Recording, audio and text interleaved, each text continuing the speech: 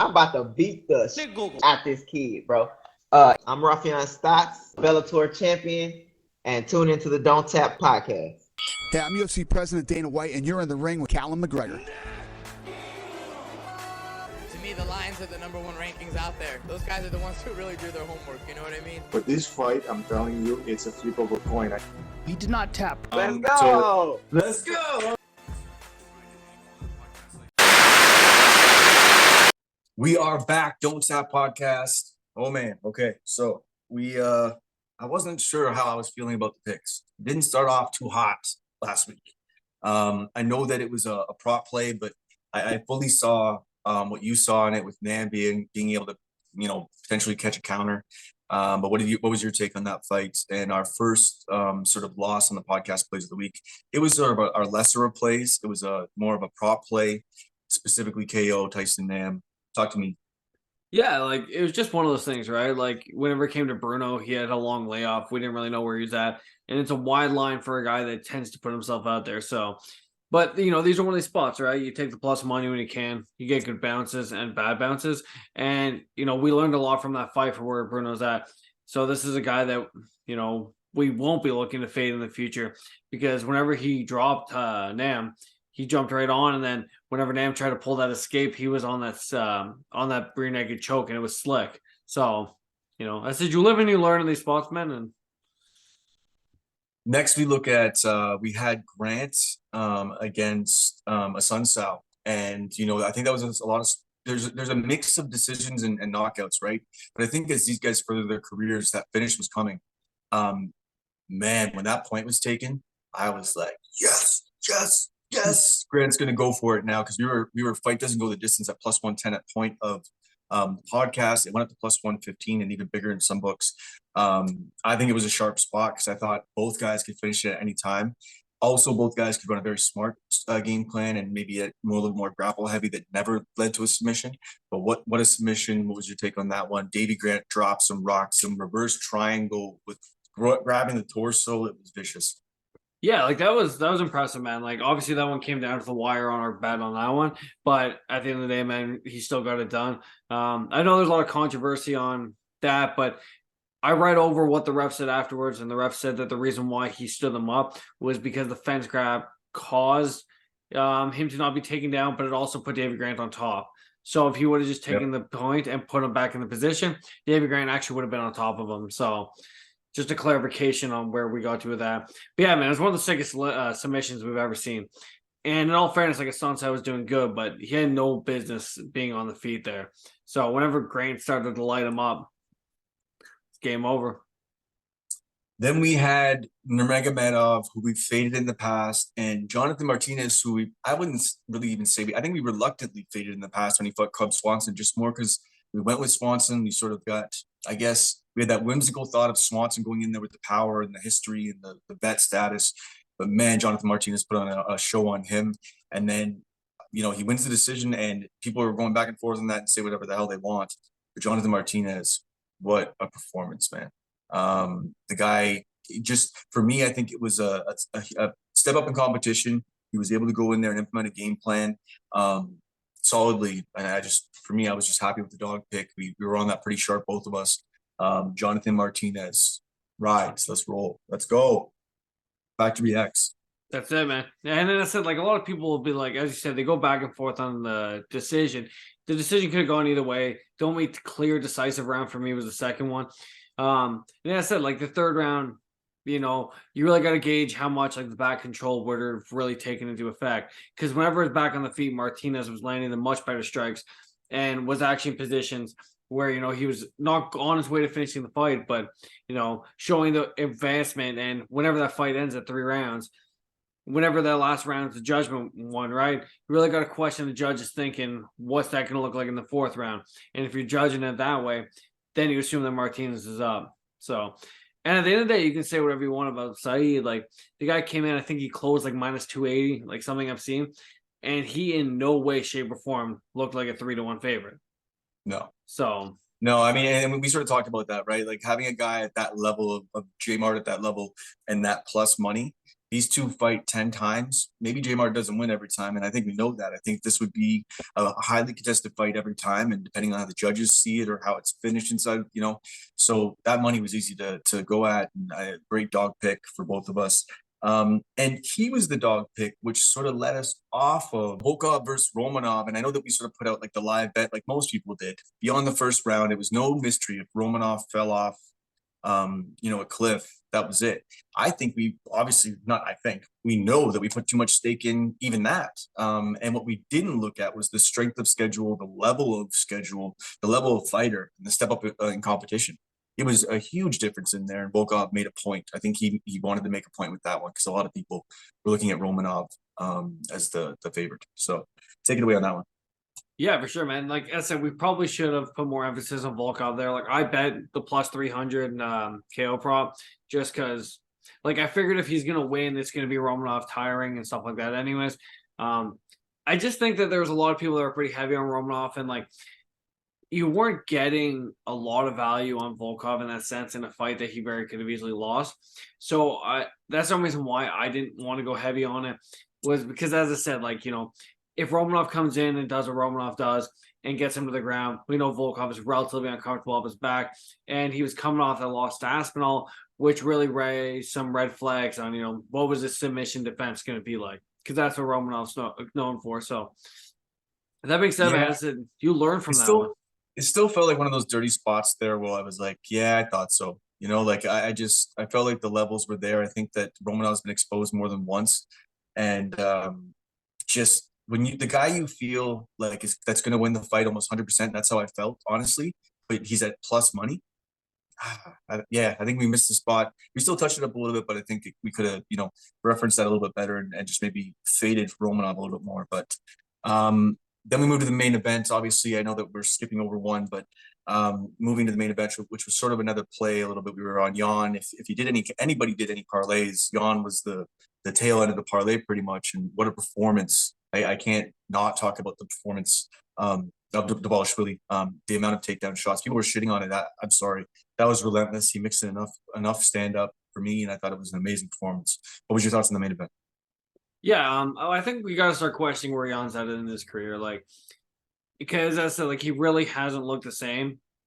And it's one of these guys that we can only go back to the well with so many times before. Like, he needs like a drastic drop down in competition. I know the number next to his name isn't going to move that much, but like I think he should fight somebody outside the top 15, kind of figure out where he's at with this, because he just looked gun shy. I think with Jan, that he's probably not necessarily the better fighter, but definitely has the better skill set. But it's just Merab put a pace on him where he really just couldn't figure out at all. So props to Merab. I still hate him for destroying everything I love with Jose Aldo, but good for him, man. He's got to figure out what he wants to do next, because saying he doesn't want to fight Sterling is not a good look when you're probably looking at a number one contender spot. Yeah, I can't remember who it was that had mentioned it, whether it was the broadcast or not, but like you only get so much of a window, you only get a certain amount of opportunity, and I think although it's being presented as this, great brotherhood and bromance and love story, it's almost like a selfish scenario. And I mean, Aljamain's not doing anything wrong, but it's like, I don't know, talk to him, tell him to go up or down a weight class. I can't see him. He's just risking by waiting around one or two more fights is his plan, right? And then Aljamain's supposed to defend the title a couple more times. That's their grand plan. He's going to exit, and Merab enters. There's a real good chance. There's a real good chance Cejudo beats him in a couple of months. So, dude, Cejudo is so smart, and honestly, man, I never liked him before for his cringiness, but his fight IQ is second to none, man. Against Jan, in the Jan fight, he broke down Jan's shell up and how that was going to be hugely problematic with the takedowns. It was a beautiful breakdown. Cejudo, man, I'm coming around. I'm coming around, and man, he might be the champ and be the problem for everybody in the division moving forward. Fight IQ is so huge, and we talk about that all the time. So, all right, let's dig into what is an absolutely amazing card that is going to be filled with fight of the nights. It's going to be filled with the chanting of the English crowd. I'm absolutely, I think we're past 5 minutes now, fucking stoked for this pay-per-view. What is showing the amount of fights that are on this card. I already have my dog picked. I hope we're on the same side. Well, let's dig into it. All right, so first we have the main event. We have Leon Rocky Edwards coming in against Kamaru Usman in the rematch, the main event of what was possibly one of the greatest moments in sports. And I don't know if there's anybody in sports that would argue with it, the way it lined up, the story leading up to the whole fight, Edwards being overlooked by everybody. He goes into the fight, he's getting owned all the way through, and he comes back with a huge vicious head kick right at the end after being called on by his coach to get in there and do something and believe in himself. And he lands the perfect head kick and wins the belt. Is it a strike of lightning? Or do we have now a scenario where he can use this last win to his advantage over Usman? Man, this is a good one. So we got Leon Rocky Edwards 23-0 versus Kamaru Usman 22-0.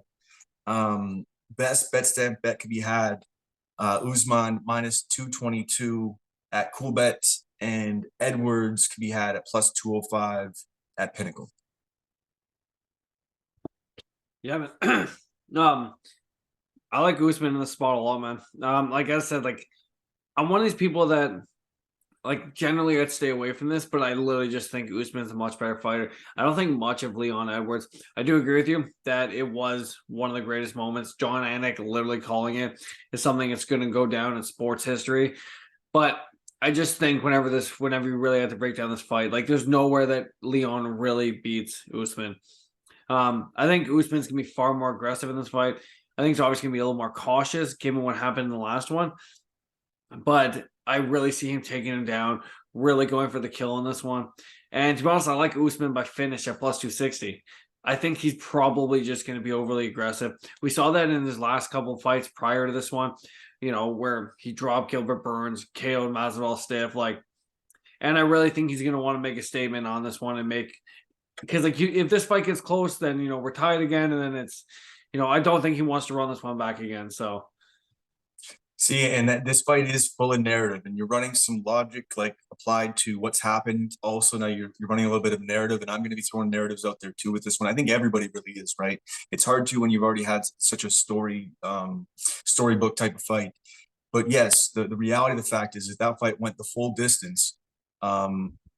Usman wins, right? He was dominating in that fight, mixing in the wrestling just enough. Maybe not enough, actually. Obviously, we know not enough, and I think he should have went to that maybe by the end of the third round and just laid on it for the rest of the fight. But Usman, there's some things here that are sort of bugging me with this one, right? Because rightfully so, the wrestler, the dominant champion, should come back here and take his belt back off of the head strike that isn't really just lightning. It is a beautifully set up strike by one of the highest level strikers in the UFC, and he's one of the highest level kickboxers that's out there. The aggressiveness at times and his belief in himself, I think, has been the issue. And this is where we could actually potentially look at a little bit of a narrative here. Already knocking Usman out on the feet, having that confidence going into a striking exchange. I'm looking forward to hearing what Mike Bilotta has to say about that. I might even talk to Josh Hill about that as well too, just to sort of see what their opinion is on that. If you've been knocked out by a guy, what could you think his mindset could be like going into that? Is it going to be a problem? Is he going to be overthinking? And that too, if it stays on the feet even at all, for whatever reason, I'll get into that in a minute. I think Edwards has more confidence now and lights him the fuck up. Because I think that Usman, that although he has a nice jab, I think his boxing has been overrated. I think people talk so much about it so highly. He needs to get to what he needs to get to, which is his wrestling. That being said, he has been riddled with injuries, and there's a lot of talk about this. And I don't know if this is where mentally and physically maybe the wheels are just not going to be riding too much longer, and they're going to come off. So that's also a possibility of this. He literally is one of the most injured guys. He said it himself on interviews and podcasts. His knees are a mess. So if he doesn't get to his shots early and often, then man, it's gonna be a problem. He's gonna be on his feet. But that also, once again, now we're back in narrative though. That plays into your narrative. He's gonna want to get it done early, get it in and out, and get him done with. Go to his wrestling, try to submit him or TKO him on the ground. So this could go back and forth. But when I have a whole bunch of narratives and I have a guy who's already knocked the prior champion out in this long-winded diatribe shite, I'm going to take Edwards. And I think both guys could go in there and implement different game plans to win. I think Usman wins at a higher clip. But I still think that at plus 205, I'm going to take Edwards. I'm going to take him at plus 200 and over. So right now, we're going to hammer the spot If you don't get to it before fight time and it's under plus 200, I'm not going to touch it because there's a higher probability of Usman just coming through and running through with his wrestling and mauling him and finishing him. But there's so much out there that I like plus money. I don't hate it, man. That said, it is very possible. You could be looking at the tail end of Usman's career. I just don't think Leon Edwards is that guy, to be honest. I think, as I said, even standing, I think that Usman is going to be able to be overly competitive with him and maybe even look like the better striker. But we'll see. It's going to be an exciting fight. Overrated striking, homie. Overrated striking. But we will move on to striking that is not overrated. Holy shit. Rafael Ziev. This man is... I mean, I've already said that Edwards is possibly one of the best kickboxers in the UFC, and I think that Fiziev is as well too. He's up there, and the way he sets up his combinations, the way he actually sets up his big shots, he doesn't pot shot. Everything is calculated. It's 2 to 3 punch combinations all the time, and everything comes with hell. So we will take a look. We have Fiziev coming in 12-1-0, minus 225 favorites. Can be had a B-win versus Gaethje 23-4-0. Can be had plus 200 at Cool Bets. I think this is really this is a pretty simple thing. Although Justin Gaethje has fallen in love with the striking in recent years, we've had this conversation many times. This is a time where he needs to go to his wrestling. He needs to use what he's learned in his striking to get to his wrestling and be dominant on the ground. And if he wants to smash someone's skull, do it there. Don't do it on the feet, because if he does it, he's probably going to get hit 2 or 3 to 1 on his wider, bigger strikes. At times, Gaethje has looked amazing in his boxing, but his head, he can jump in and out of that, right? He can go into what Trevor Whitman's doing for him in his game plan, but then he can also just sort of fall off a cliff and start throwing big shots. It's worked for him. But I think he needs to get to his wrestling. I think that's the only way he wins this one. But also a former champion at plus 200 or bigger. I'm really confused on this card, and I'm having a tough time. I'm probably going to end up staying off of a pick. Well, I'll make a pick for this one, but I'm probably going to end up staying off a play for this one because I almost want to take a shot at Gaethje, but I think that Fiziev, if they're on the feet, I think he's going to be able to set him up. So what's your take on this one? I'm going to lean Fiziev. I think he does it. I think he's my pick. But, man, if that goes over plus 200 again, I mean, almost by rights, I may have to look at Gaethje by weigh-ins. What's your shot? What's your thoughts on this one? I'm a lot more confident in the favorites on this card than you seem to be. I like Fiziev, man. I like Fiziev all day. I think that Justin Gaethje, God bless his soul, has one of the worst fight IQs in the UFC. Agreed. On top of that, his takedown accuracy in the UFC is 0% because he does not shoot takedowns. He's never even landed a takedown in the UFC. But it's there. I don't even think it's there against Fiziev. So if you go over Fiziev's last couple fights, he fought RDA, known for taking people down and smash them. Riddell, who has great takedowns. Moicano and DeCasey. Well, DeCasey wasn't really, a wrestler or whatever they fought, but nonetheless, as we've seen in DeCasey's resurgence, he's a wrestler. I just think the striking is just going to be way too different. Like, Gaethje's one of these guys, man. He's a brawler at heart. He's not very good at setting up his strikes, and he wins fights that people are willing to give to him in the sense that he can only win whenever you're willing to engage in a brawl.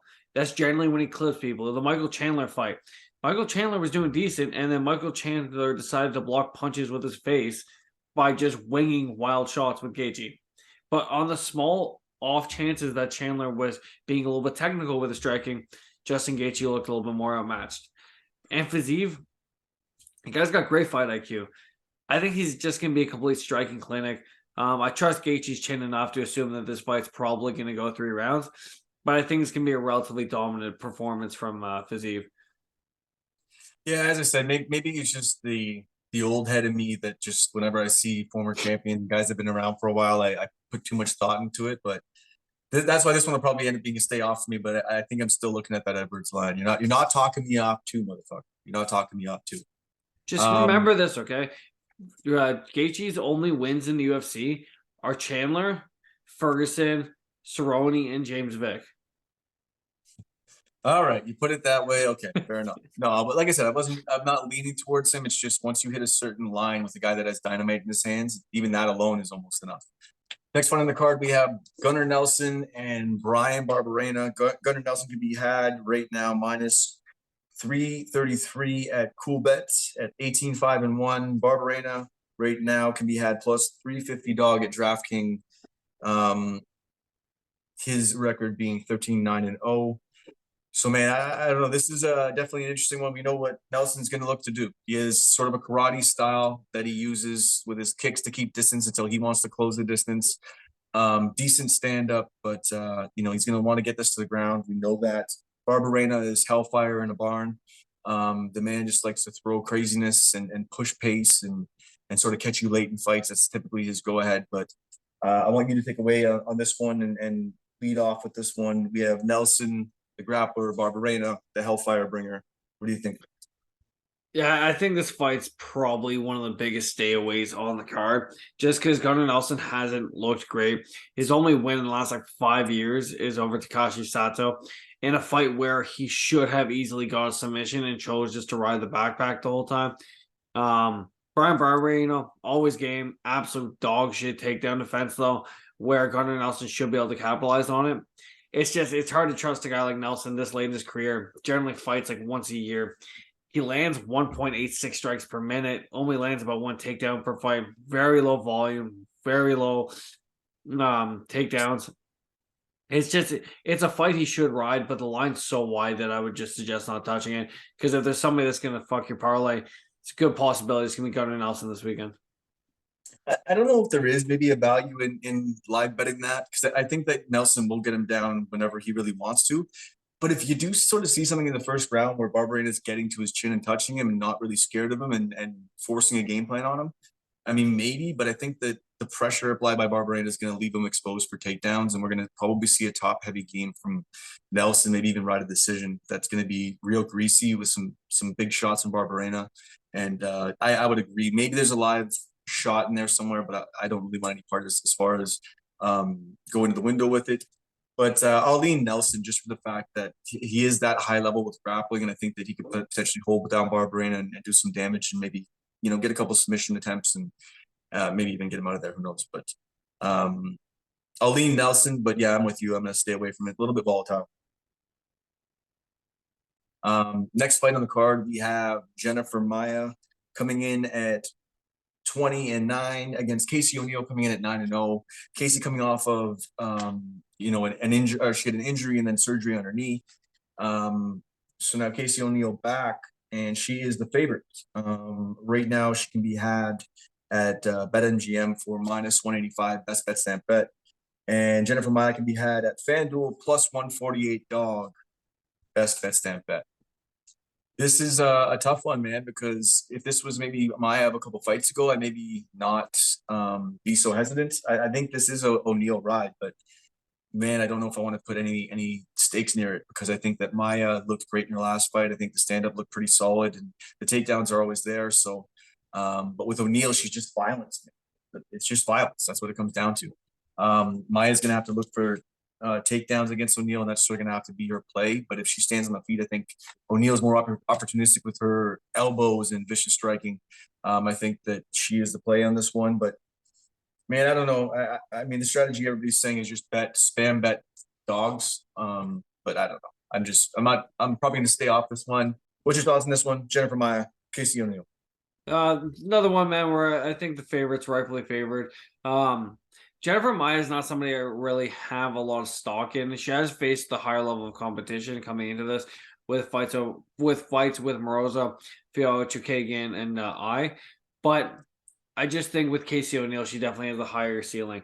She lands almost 9 strikes per minute. She's super aggressive, and she shoots at the hips whenever she can. She's got lots of submission wins, lots of TKO ground and pound wins. She goes to the finish, and Maia is just kind of low volume. She likes to be a bully in her fights, and whenever she can't and starts getting pushed back, then she ends up being uncomfortable and kind of her volume drastically drops off. So I like Casey O'Neill. Once again, it is a wide line for a fight that's probably going to go all 15 minutes, and each fighter probably will have their moments in it. But I think Casey O'Neill rides to a decision in this one. Yeah, I wish the line was a little bit tighter. If it actually was, I may just make that a money line play, just like if she was under -150 or something. But either way, it's definitely wide. Yeah, it's a little wide.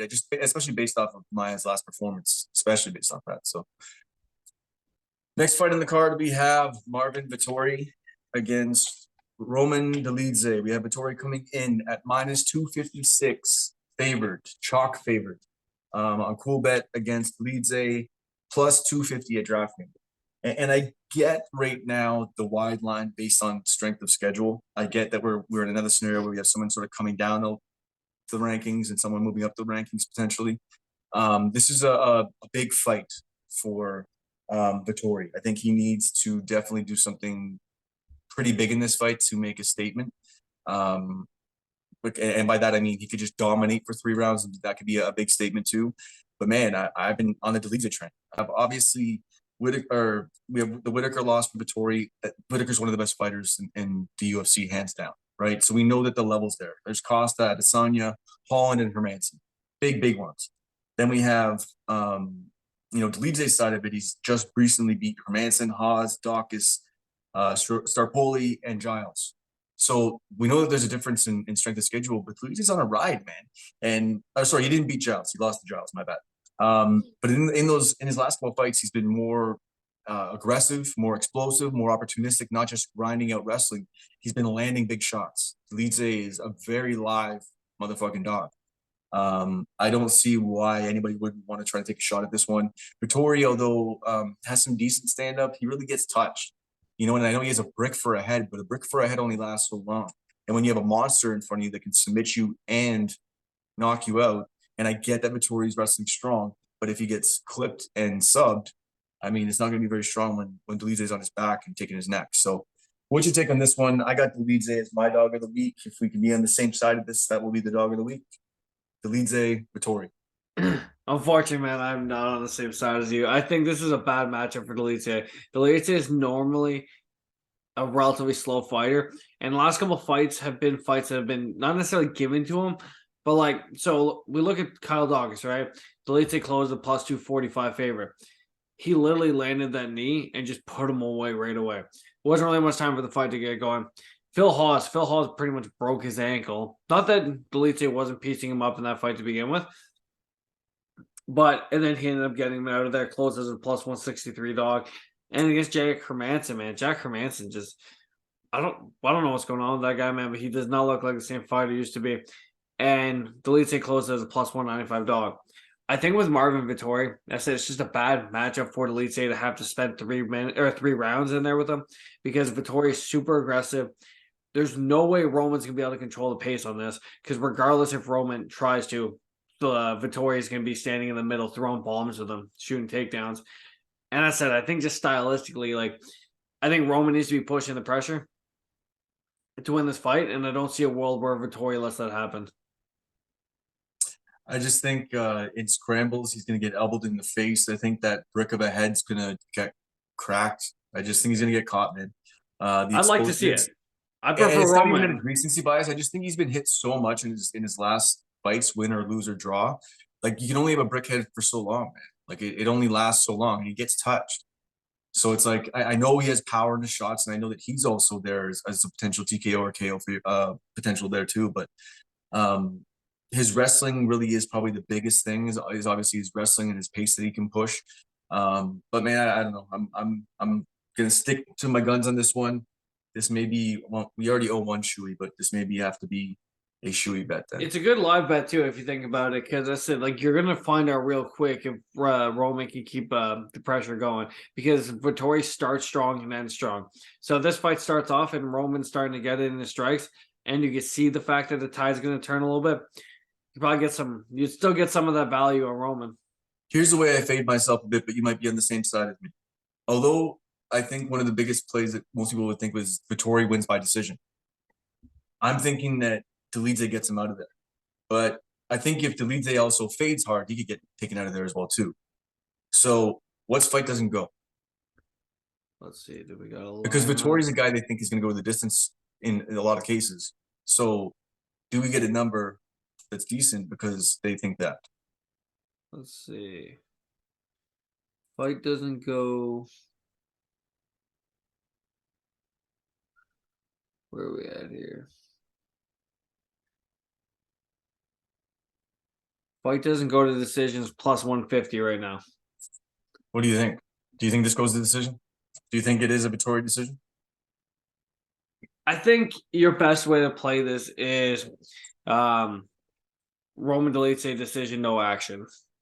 Because I think if this goes 15 minutes, Vettori probably wins. The line you get on DraftKings is not out yet. You probably get around even money on it. Because I think you're right. I think if this fight ends, it's probably in Roman's favor. Okay, we'll take a look and see how we can make that work, because I think that there's definitely something there. Maybe even look at a two-way play where you play Vettori by decision and then fight doesn't go. I think no matter what way we look at it, I may just, even for myself, if it doesn't end up being a play, I may tailor back on the Dolidze dog, but then also still hit that plus 150 finish inside the distance as a, because then it gives me a little bit more room, no matter what way it goes. Honestly, for a dog on this card, man, like Dolidze is not the worst one to go with. Like, there's gonna be somebody on this card that's gonna screw your parlay because it's a card full of chalky favorites. So Dolidze has been cashing plus money tickets 4 fights in a row. So I do not hate it at all. All right, we'll take a. But by the time we get to the end of it all, we'll break down the picks and see where it all hashes out.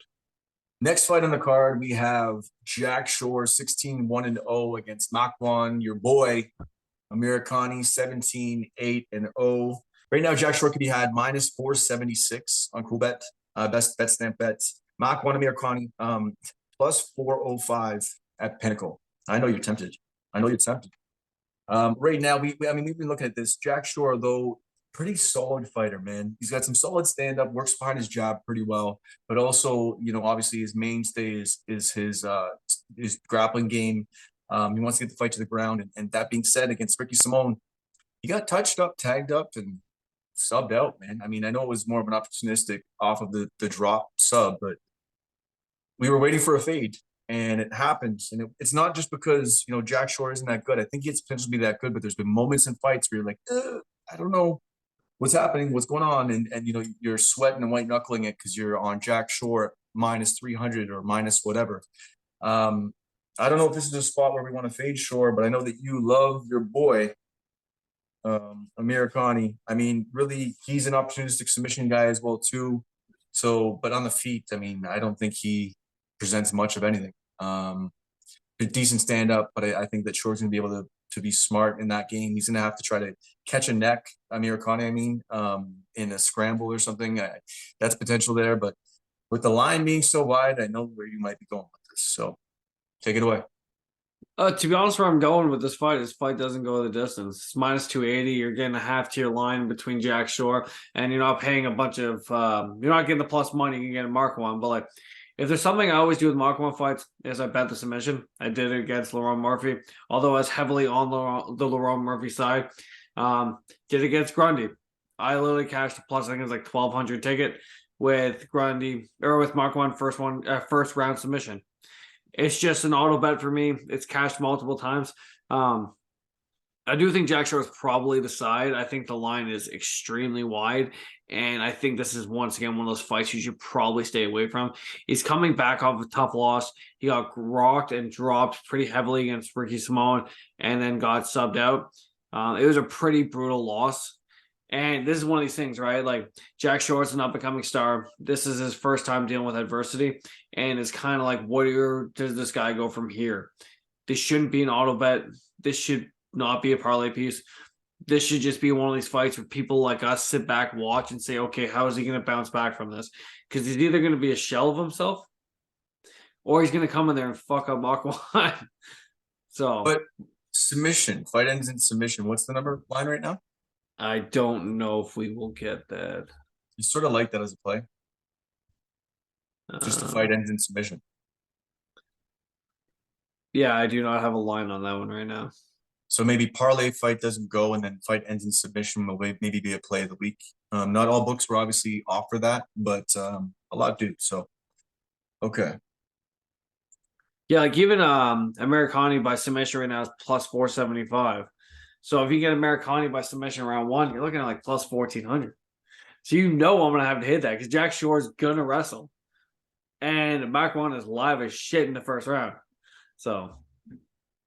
All right. Well, hammer it up. If it's got ROI for you, you can't not hit that up.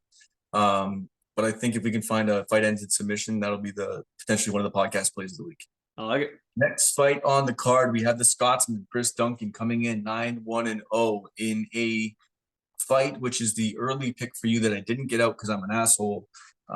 Against Omar Morales, 11-3-0, and we have Duncan coming in, like I would say, 9-1 plus 100 bet MGM dog against minus 120 favored at Cool Bet Morales, 11-3 his record. So I mean, with this one, I'll let you take it away. I think we're on either side of this one, and more so just because this really feels like a pick 'em, and I don't know if I have a strong feel for who would win if they fought 10 times. I think this goes back and forth. So what's your take on this one?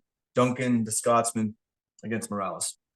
Yeah, so like the line is taking a little bit of movement, but it's getting a little bit of buyback now.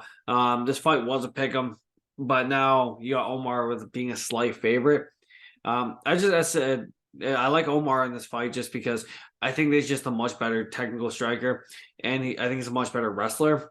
Where Duncan in his fight in the Contender Series, he got rocked bad. He was able to come back, but I think with Omar fighting a higher level of the competition in the UFC and kind of facing some of the adversity he has, I think this is a very winnable fight for him and a fight to get him back on track. He fights out of a very good gym, and I think that he'll be able to ground Duncan, probably wear out the stamina. And once he loses his power, with all due respect, Duncan isn't that great of a fighter. He relies heavily on the fact that he can get punched and give one back. So I think as long as Omar stays out of danger, chooses not to engage in a barn burner fight like we were talking about Justin Gaethje earlier, I think that he'll be able to ride this one out and probably get Duncan out of there late. Yeah, I mean, I can see it. I just, I don't know, man. With the way Duncan was able to get dropped and then come back, and just the way he presents so much power in his hands, it's a huge issue. I'm going to do a Sadiq Yusuf breakdown right now. So, I'm of Scottish roots, and my dad's name is Duncan. So I'm going to go with Chris Duncan. No. Chris Duncan's been putting in some pretty intensive camps down in America Top Team. I think he's been down there twice since his last fight, and been down there training his ass off. Working with Jorge Masvidal, working with a lot of people on his stand-up game. So I think that defensively he will be better. But I do see what you're saying in the step up in competition. I think that's a huge thing there, and as far as what Morales has seen. But the wrestling really is the story. If Morales goes to the wrestling, I think that's the huge disadvantage for Duncan. I think he's going to be able to get taken down, and then that's where Morales might be able to ride. But if he doesn't go to his wrestling, man, you can be cleaner in your striking, and he is. He's more technical. But Duncan, if he stays live, I mean, this could be a live bet depending on if it were to go into a second round with the dynamite that Duncan maybe possesses in his hands. And if Morales maybe sort of shined on him a little bit in the first round, this could be a look at it. But for me, there will be no official, play. But I will actually, Morales, so I'll be with you on this one. I have to actually go against, being a fan here. I'm a fan of Duncan. I'm Scottish. It is legit. I have been following him for a while now. But I just got to look at that wrinkle of wrestling. I think it's going to be the difference in this one. So, well, I'm still with you on the pick. I'm not sure I want to make it a podcast pick, but I'll make it a Nick pick of the week if you like. Sure. All right, brother. Okay, so, I mean, hey, I'm on Delidze, Edwards, and Gaethje, right? No, I'm on physique, but just making fun of myself because I'm dog heavy this week. What happened? There was a point in time, I'm telling you, where you were more dog heavy, and I've shifted. There's still a few to come. All right, we'll see. All right. Next fight on the card, we have Sam Patterson, 10-1 against Yamil Ashmosh. Hopefully I said that right, 6-0. For this one, we have Patterson coming in at a pretty wide line for people that are sort of pretty well virtually unknown. I know Patterson has a little bit of hype behind him, but minus 263 favorite for Patterson at Coolbet against Ashmosh, plus 235 I think. So I'm going to let you take this one away. We got the long-rangey fighter in Sam Patterson against the pretty well-rounded, grindy fighter in Ashmosh. What's your take on this one? I'm going to lean with the dog on this one, man. The plus 240, I think, is a steal in this fight. I think this fight's a lot closer than people are giving it credit for. I think Sam Patterson's getting like a little bit blown up coming in here. From everything I saw from this guy, man, he is very, very sloppy. Like, he's one of the guys, he gets these finishes, but he gets taken down easily. He gets tagged easily. Like, every single fight, man, he's got to get his ass kicked to get himself back into it. And that's just not a guy that I trust with that type of price tag. So I'm gonna lean with the dog here, man. I like Jesus Christ, I didn't pull this up. I like very decent wrestler, and I think he'll be able to ground Patterson and be able to kind of stay away from like the submissions that Patterson has presented in the past. So yeah, there's a little bit of submission threat there with the leverage he has, with the length that he has as well too. But man, he doesn't use his range well. And talking to Patterson, and man, he doesn't use any defensive wrestling on the cage well with his long arms as well too. And his height just doesn't seem to be there. And I think I see what you see in a little bit of tape that I did watch. And at that I was already thinking at that level coming into the UFC and not too many fights in. Patterson's had what, one fight? How many fights did he have in the UFC? Contender Series fight, that's it. Yeah, that's right. So I mean, for me, with the line being so wide, I already would look at maybe touching the dog, and we may make this a play of the week. We'll call it maybe not necessarily dog or value or whatever, but we'll figure it out. But this might be a play because he does look sloppy, man. Patterson, it's just he doesn't put it all together, and he has to put it grind out to a decision. So I like the dog money on that one. I'm with you. Muhammad Mokaev coming in -649 at Betway versus Rafael Fijo +550 at BetMGM. There's no real mystery to what we're looking at. We got Mokaev 8-0, Rafael Fijo 14-2.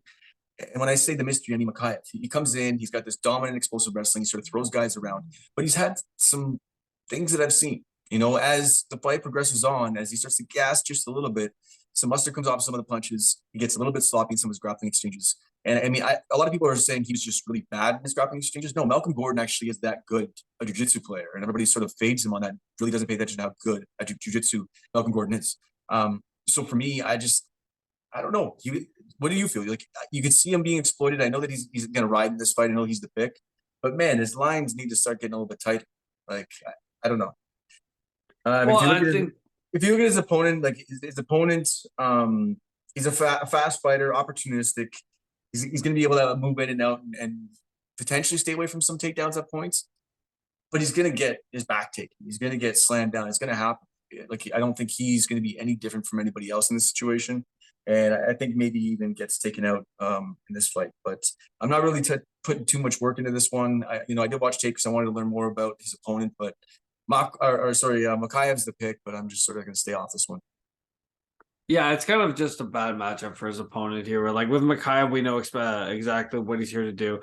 And at the end of the day, with Jafil Fiallo, like, he's a good striker, but he doesn't have the greatest wrestling. It's just, I feel like Mokaev is just gonna be able to get him down early and often, and he's probably gonna be able to get a submission. This guy's a face the greatest level of competition. And once again, like, this is just, there's a reason why the line is wide, and we will get our time to fade Mokaev. I just don't think it's this one. Yeah, I would agree. And for me, I think the last fight more was a testament to Malcolm Gordon than actually where Mokaev is at, to be honest. A lot of people still fade Malcolm Gordon. I don't know, man. This is definitely an interesting one coming up that we'll be talking about as well, too. But next fight on the card, we have Lerone the Miracle Murphy coming in 11-0-1, coming up against Gabriel Santos 10-0-0. Right now, the line currently sitting. I don't have a line. What's the line? You want to do line? Do it up. There is no line right now. This fight, they haven't dropped it since the fight got announced. Take it away. Well, it's going to be Lerone Murphy's spot, man. Like, has a good amount of submission. If I remember, and I just recently did a little bit of tape study on him. He's the LFA champion right now. He's got 2 finishes in his last 2 fights. He's got decent wrestling, good striking. But, like, Lerone Murphy's a motherfucker, dude. This guy's striking is so good. Carries so much power. I feel like whenever they drop the line, I don't think it's going to be too wide because people will know who this guy is coming in. I said, being the LFA champion, like, he definitely has some sort of recognition. He's not just some regional scene bum. But I definitely, Lerone Murphy all day, man. I think he gets him out of there, and I think he adds a L to his record. Do you think we get Murphy at, like, -160? No, let's see. I'll check. Actually, you may be close. So they have one line out, which is on ref, which I think is just where I think that's the opening line, and they have Lerone Murphy at -159. That would be a podcast play. And But whenever it opens up, Whenever it opens up, I do not know what we're actually going to line on the stateside books. Yeah, no, I get it. It'll likely be up over 200 by the time we get to touch it. So, but maybe we're digging for plays. But yeah, like I said, this was one I didn't really get to take too much. So I'm not going to outspeak and talk some shit, and when I don't know what the hell is going on. So I didn't get to take Gabriel Santos. I know what Lerone Murphy brings to the table, but I do sort of trust you in your breakdown on that. So depending on where the line is, we might touch it. But either way, we will move on. Next fight in the card, we have Christian Duncan, -182 at Cool Bet, best bet stamp bet, 7-0. Dusko Todorovic, +165, DraftKings, 12-3. I mean, with Dusko, he's a guy that we know what he wants to do. He has some pretty solid striking, but at the same time, he's not very defensive with it. He's powerful, but leaves his head hanging out there. I faded him in his last fight against Wright. I thought maybe Wright might be able to touch him because he left his head out there so much, and Wright was able to touch him up a little bit and even grapple him. So this is an interesting one. I think with what I saw from Duncan, he's just a chaos creator. He likes to just throw wilds, get in there and touch you. And once he touches you, he's just very, very, I use the word all the time, opportunistic, but he's on you. And although it's sloppy and at times Dusko might be able to touch him, this one I think definitely, I don't think it's going the distance. That's for sure. But I sort of see why Duncan's a favorite, but I think this line's starting to get away from itself.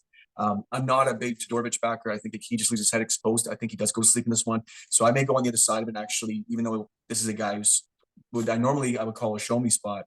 I may look at Duncan as finishing Todorovic inside the distance by KO. Yeah, but honestly, I couldn't say anything better myself. I do not like Dusko. I do not think he's a UFC caliber fighter. I think he's just one of these guys that's pretty much has to be on the chopping block at any point. Super low volume, not a great wrestler. Like I said, as we just said, like the dude got taken down by Jordan Wright of all people. Like, I like Duncan a lot in the spot, man. The guy's got great striking, good wrestling. And as much as it's a show me spot, they put this card together, or they put this fight together because, where this fight's taking place, it's a fight that he's supposed to win. And I think he does, man. I think he probably gets him out of there and probably gets him out of there in the first round. Okay, I think we have a first spot where we saw the same thing, and we'll make Duncan potentially where the line goes. If the line gets to a point where we can make it manageably a money line play of the week, we will hit it. So it'll be pending right now for that, but I like maybe Duncan inside the distance. Sitting at -110 right now. It's tough. I like plus money, but we'll see. We'll see. To have a guy on the show me spot to be betting a prop to not get plus money, that hurts me a little bit. But either way, I think Duncan's aside. Depending on where the line goes, we can make this an official spot. By the end of the week, I will have it up, of course, like we usually do Friday. Next fight on the card, we have Canadian boy, the one that everybody wants to fade, but the one that probably put up the best performance out of all fights that Muhammad Mokaev has been in Malcolm Gordon. And I don't want to make him the gauge that Gordon sits on, but it's just really a lot of people were fading him in what was a very hugely wide line, and what was a lesson to a lot of people that you got to be careful with the hype, because there's holes in everybody's game, and in a fight, it's a fight, and wide lines are scary. So right now we have Jake Hadley 9-1-0 coming in as the favored, -350 at FanDuel. We have Malcolm Gordon coming in 14-6-0, the Canadian. Gordon right now +300 at Caesars is the best bet stamp bet for Gordon. And man, this is a tough one, man, because I don't know if I'm going to be biased in a way that's in two ways, because I've been waiting to fade Hadley. And I think that Hadley at times has shown poor fight IQ, shown that he's gassed at points, but does have all the tools and is at a level. His striking's there, and his grappling, obviously, we know is there. But so is Gordon's. And I think if this plays on the feet, this line is actually going to be a lot tighter. And I just think with the camp that he's coming out of London, those boys know how to bang. And at that line, I want to fade Hadley. And I'm battling with this one right now, because I know it's a typical homer play for Cal. And I know I've been chasing dogs a lot lately and looking at dogs. But I just think that if you disrespect Gordon, even on the ground, this is interesting. And I think that even if it went to decision, it could get greasy. And if Hadley shows mental breaks again and starts to throw a hissy fit in the middle of the cage, this is a tight line, man. And I'm almost talking myself into it right now. Malcolm Gordon's BJJ is top notch, man. And he does have power in his hands. He's left himself open at times. We know it. But, man, I don't know. This line goes, it's already at plus 300. I don't know what to say. What do you think on this one? I get, when a guy's come in the UFC with hype out of Canada and doesn't quite, translate the way it did, everybody wants to just not back the guy. It's bullshit. The line's so wide, and he showed his talent in his last fight. So what'd you take on this one? Obviously, I got my blood boiling, so I'll just sit back a bit. Jake Hadley, Malcolm Gordon. I just so sick of listening to podcasters that never have held pads. That I'm not saying I'm any much better, but I've held pads. I've struck. I've sparred. Some guys that can't even get Cheetos out of their fucking mouth before they do a podcast, and they're talking shit about fighters on such a level. It's just okay. Step in and spar with the motherfucker. Anyways, take it away. Also not a homer play for me, but I also don't like Jake Hadley at all. I don't think he's good. I didn't like him coming into the UFC. I will fade him every chance I get. That being said, this fight's going to be strictly a wrestling match, right? That's how this fight will probably play out. Malcolm Gordon has a black belt in BJJ, and Malcolm Gordon by submission is plus 1,200. Malcolm Gordon almost submitted Makayev twice. Talk to me. So that's I've been looking at that line. I've been waiting for it. I just checked it out right. Plus 1,200 Malcolm Gordon by submission. I'm all in on it, man. I think it's a great line. All right. You found my way to a Gordon play. I love you. Because although at plus 300 is still good value, there's still Hadley is that level. And all right. Submission, I like it. It's a little sprinkle. But I said, if this fight's going to contest in the wrestling, I said, I don't think Jake Hadley's that good. And he's going to be one of these guys. If he gives Gordon a position, Gordon's going to get it. He almost did it against Makayev, who's a much better grappler than Hadley is. And Makayev may have been able to not tap, but Jake Hadley's going to tap. So you give me that plus 1,200. If Malcolm Gordon takes the back, Jake Hadley taps. All right. Yeah. I can see it, man, because at plus 1,200, you feel pretty good if Gordon gets on that back.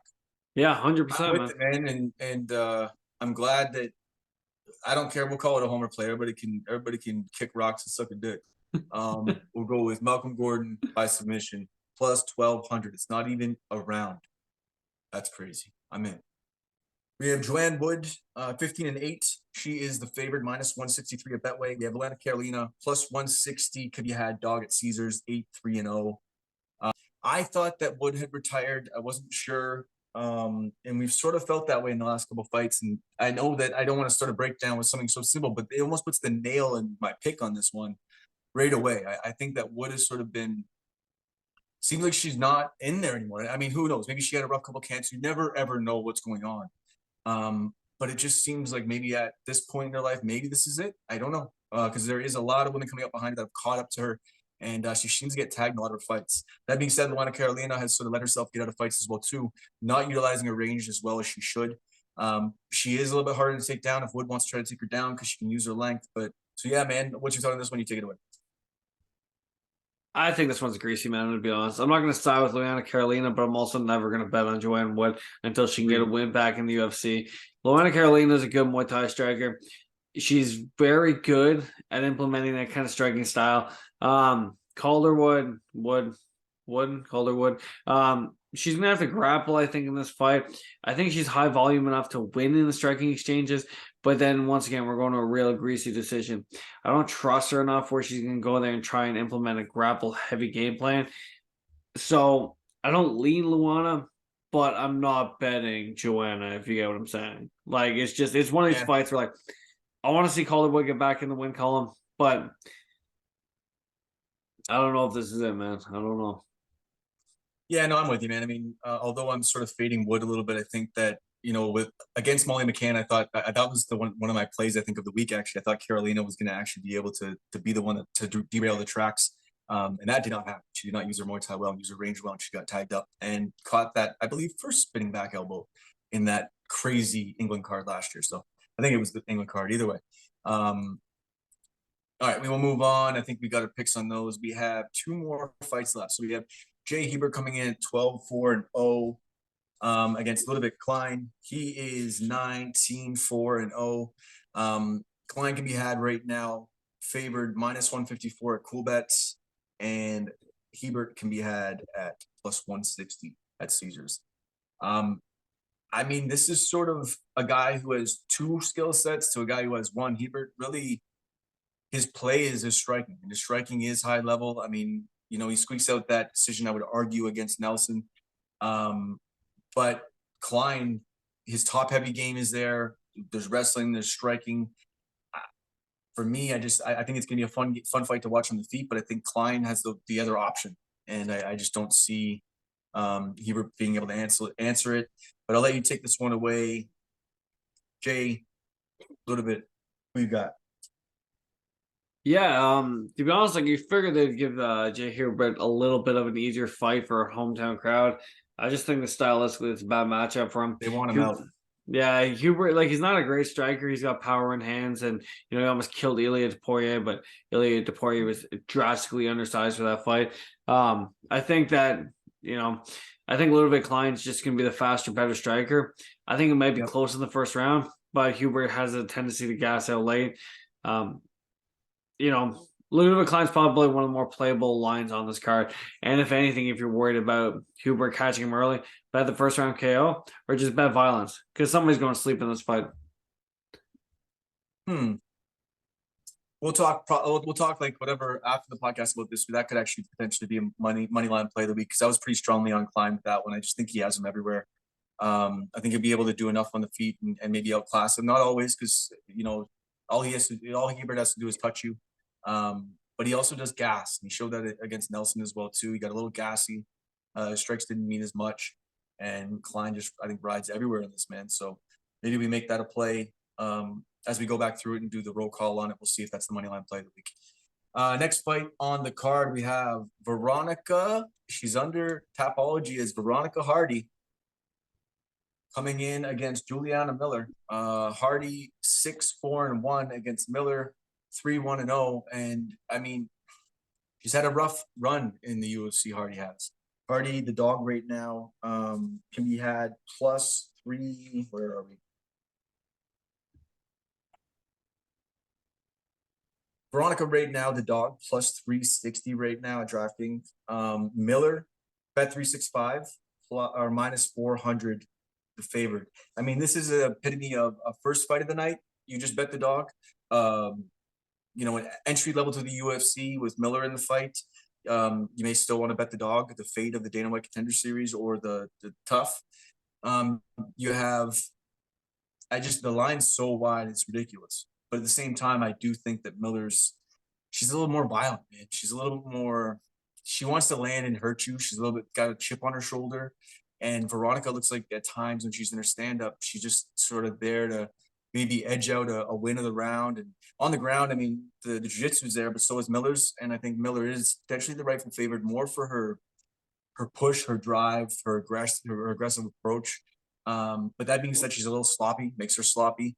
And I think if they can game plan enough against her, we could see a big upset. But I mean, I'm not touching this one as far as I really can't touch one as far as the side, but I don't hate anybody for going with Hardy. And you know what? For the sake of it, I'm going to say Hardy, the vet, exploits the messy, sloppy violence of Miller. But I don't feel strong about anything, and I'm not going to touch anything as far as the window. Yeah, like I don't think there's a way you can't lean in that direction on this one. Like nobody's going to bet -500 on Miller. Like she's 3-1, hasn't faced anybody worth noting. She trains at a decent camp, but it's a lot of talk. Like it's so. Yeah, I'll start with Hardy as well. Once again, as you said, with no real conviction. It's not a confident play at all, but you're not going to find me parlaying up a -500 with who hasn't been tested at all. Hardy, we haven't seen in a couple of years. Obviously, being married to Dan Hardy, she's training at a decent camp. Like she's getting exposure to guys who are real talented strikers and grapplers. So you got to admit that you got to figure she's putting in the work. And as for Miller, I said she's coming up with a lot of hype, but -500 is absolutely obscene. So. All right. Well, I think we've got our picks. Let's go down the line and break everything down quickly. So we have Leon Edwards and Usman. And although I'm thinking the value is great there for Edwards, he's also just a really nice hedge. And I think by the end of this, if we can find a parlay, that's a good top of the parlay, have Usman and then have Edwards as the hedge out. Because you may find yourself in another Jan situation. So we'll leave that as a potential hedge out and let that ride where it is. The Zeev, Gaethje, we stay off. I think pretty much there's no play. Barberena Nelson, no play. Maya O'Neal, do you want to touch that one or leave it where it is? Do you want to maybe look at O'Neal later in the week as a play if she gets to a lower line? Yeah, we can do that. And I said I like O'Neal a lot, so I'm pretty confident in this one.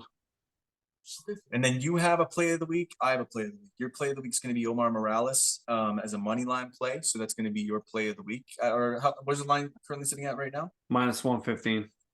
Yeah, so that'll be your money line play of the week. And then my dog, like my personal dog of the week, is going to be Delitze, and that's how I think we could play that and still come out of it good.